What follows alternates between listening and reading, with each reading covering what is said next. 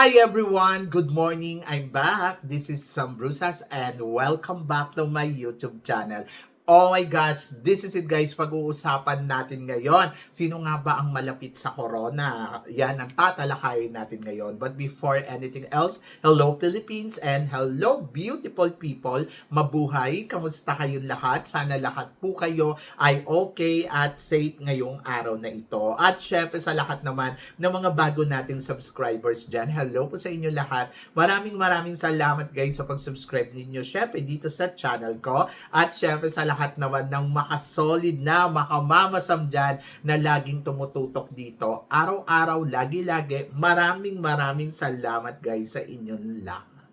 Syempre, kamusta naman kayong lahat? Alam ko lahat kayo ay talaga naman nakatutok dito sa Miss Universe Philippines. At ito na nga, syempre, meron ng announcement na ang Miss Universe ay gagawin sa Puerto Rico. At lahat naman tayo ay excited dyan dahil syempre Puerto Rico yan. Ano ba? Oho, di ba? Syempre, sino kayang mapapadalang kandidata natin dyan? Lahat naman ng kandidata natin ay talaga namang palaban. Nakita naman natin na kanya-kanya talaga silang eksena, kanya-kanya talaga silang pabongga. At ito na nga, syempre, tinitignan natin kung sino talaga yung malakas para sa corona. Syempre, excited ako dahil sa ibang pinapakitang galing ng mga kandidata dito.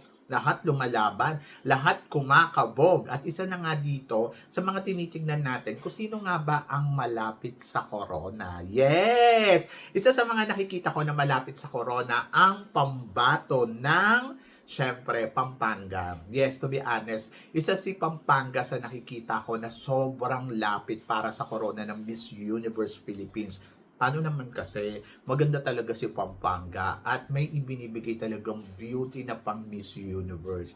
At ayun, syempre, hintayin mo lang talaga kung ano ang ipapakita niya sa finals night. Medyo nang aalangan lang ako kay Pampanga pagdating sa communication skills kung siya ba ay aariba. Pero in fairness naman kay Pampanga, unbothered kasi siya eh.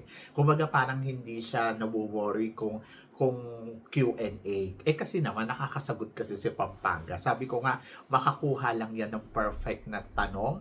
Ay nako, swerte ang kailangan talaga ni Pampanga para sa laban na to. Kasi kung makakatapat niya sila Bella Ismael pagdating sa Q&A, Nicole Bormeo, oh my gosh, syempre doon talaga medyo nakakakabat, nakakatakot. Pero sa nakikita ko kay Pampanga, kaya naman niya makipagsabayan sa mga girls na to.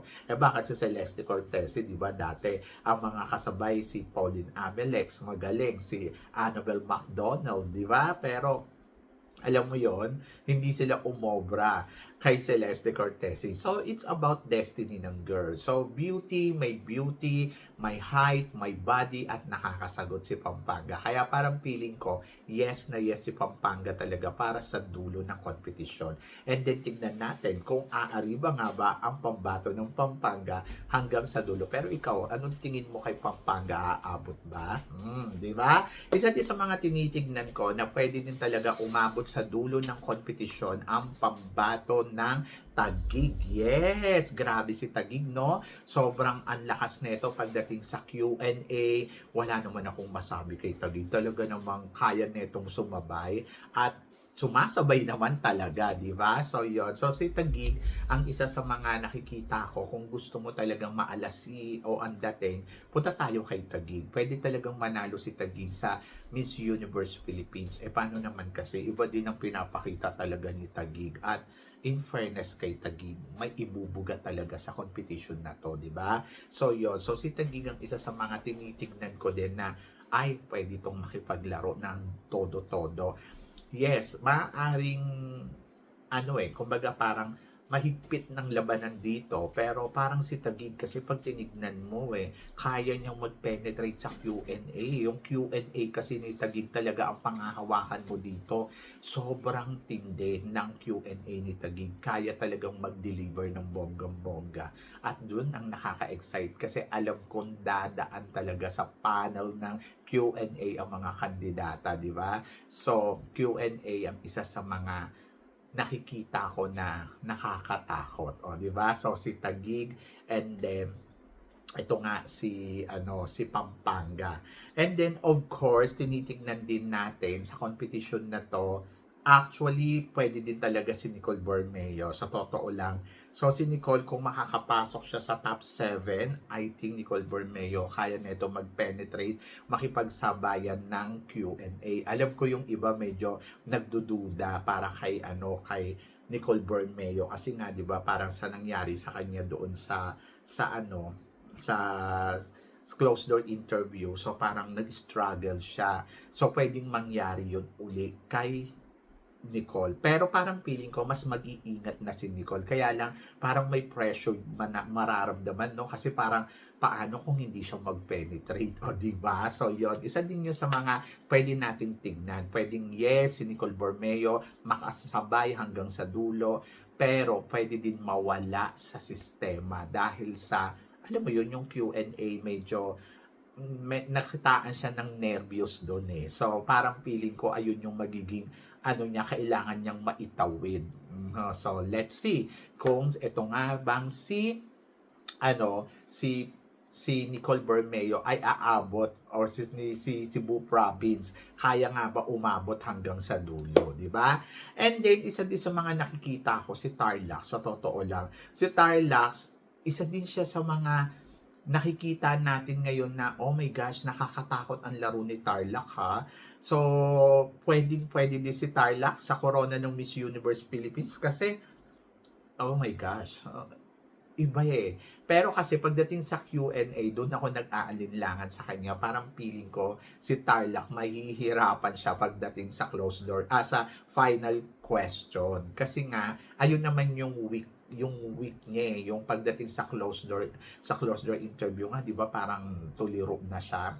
So medyo tagilid siya dyan. Tapos isa din sa nakikita kong malapit sa corona, syempre si April Smith. Si April Smith, iba din ang ipinapakita ni April Smith. Sobrang palaban din at sa ipinakita niyang kumpiyansa noong closed door interview. So, ibig sabihin, kaya niya na sumabay sa mga candidates dito at walang duda, di ba? So, yun. So, tingnan natin kung magpe-penetrate ng bonggang-bongga si April sa Q&A. So, yan. Pagdating sa Q&A talaga, doon talaga sila magkakatalo-talo dyan. So, parang feeling ko, dyan talaga magkakalabasan ng galing.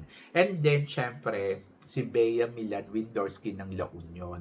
Isa din talaga sa nakikita nating potential, palaban, at walang duda sa galing ni Bea Milan. Paano naman kasi, ba't mo naman pagdududahan yung galing niya? Talaga naman nakikita natin na lumalaban. So, yon, wala akong duda pagdating sa Q&A. Sigurado ako na aabot talaga sa dulo at sigurado ako na kaya niyang itawid talaga ang Q&A kasi marunong sumagot, may talino. Ayun naman ako kumpiyansa kay Bea Milan. Yung kumbaga parang alam kong makakasagot siya, alam kong kaya niya mag-penetrate, alam kong talagang papalo siya, di ba? So, yun. So, iba ang galing na meron itong si Bea Milan. Alam natin na talagang marunong talaga sa kompetisyon. Kaya isa siya sa mga may tuturing kung total package at malakas sa laban. Bukod doon sa ipinapakitang ganda, sa tangkad, sa kagandahan ng katawan, Diyos ko naman, pagdududahan mo pa ba? Pagdududahan mo pa ba siya para maging Miss Universe Philippines? Maghahanap ka pa ba ng iba? So, lahat naman ng mga nabanggit natin dito, potential at may laban. Pero kasi syempre, iba talaga yung dating ni Bea Milan. At si Bea Milan ang mahigpit nilang kalaban. So, swerte nila pag napataob nila si Bea Milan. Hindi rin naman imposible mangyari yon kasi magagaling nga yung ibang candidates. Katulad na lang, syempre, neto, nila Nicole Borromeo. Magaling din si Taguig. Si Taguig talaga yung isang nakikita ko na parang pwede talagang kumabog kay Bea Milan dito sa competition na to. Pero parang feeling ko, mahihirapan din si Taguig sa laban na to. But si Bea talaga. So, kung ako tatanungin mo, lahat sila pwede. Lahat sila may laban. Lahat sila ay sumasabay. Isama pa natin si Sultan Kudarat. Oy, don't underestimate yung kakayahan ni Sultan Kudarat ha. Kasi lumalaban, pumapalo, at pwedeng mag-penetrate ng bonggang-bongga. So, kaabang-abang din to. Pero may isa pa akong nakikita na, alam mo to, pwedeng makalusot eh. Si Muntinlupa. Si Muntinlupa kasi, yung Q&A niya, sobrang kumpiyansa talaga siya sa the way kung paano siya makipagsagutan. Kumpiyansa talaga si Muntinlupa kung paano to aariba sa competition na to dahil meron siyang bala pag once na nakarating yan sa top 7 kaya niyang mag-penetrate sa Q&A at feeling ko yun yung bala niya pero ang tanong sa kanya ba mapupunta ang corona ng Miss Universe Philippines? Ikaw ba? Tingin mo? So, yon. Pero si Muntinlupa ha, yung aura na pinapakita niya talagang palaban at may ganda ang lola mo, lumalaban. But let's see kung sino nga ba ang kakabog, kung sino nga ba ang magpipenetrate ng bonggang-bongga sa competition na to. And wish all the best para sa mga kandidata na lumalahok ngayon dito sa Miss Universe Philippines. Pero ikaw ang tatanungin ko, sino sa tingin mo ang kukuha ng corona? So please comment below para at least malaman ko naman kung ano naman ang chika mo dito sa mga pinag-uusapan natin ngayon. So yon, so syempre malapit na tayo para sa finals night ng Miss Universe Philippines at ito na nga, lahat tayo ay excited na kung sino nga ba ang kakabog at kukuha ng corona sa kanila. Wish all the best para sa mga kandidata and let's see kung sino nga ba ang mananalong Miss Universe Philippines ngayong taon na to. So yan, so syempre maraming salamat sa inyong lahat sa love and support na binibigay ninyo syempre dito sa channel ko. At sa mga hindi pa nakaka-follow, please don't forget to like and subscribe my channel at i-click nyo na rin po ang notification bell to more updated syempre sa aking mga chika. Sabi ng ganon, always keep smiling and laban lang. So guys, hanggang dito na lang. Hanggang sa muli nating chikahan. See you tomorrow. Thank you guys.